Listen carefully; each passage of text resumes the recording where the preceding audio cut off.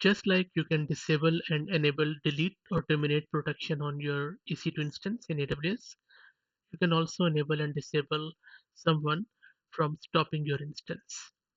In order for you to enable that stop protection, all you need to do is to go into EC2 console, and from there select your EC2 instance, go to actions, instance settings, and then change stop protection.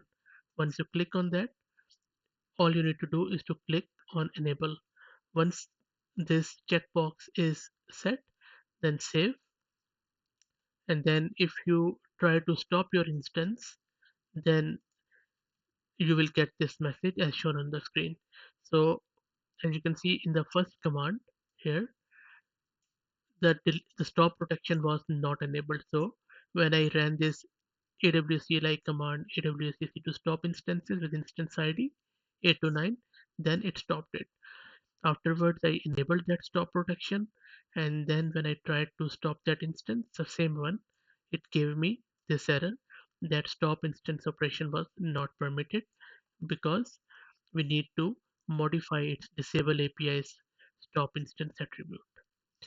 So now if you go back and disable that, then we should be able to stop this instance. So let me do that. Select that EC2 instance, and then actions, instance settings, change stop protection, save it, and then go back to your EC2 AWS CLI to stop it.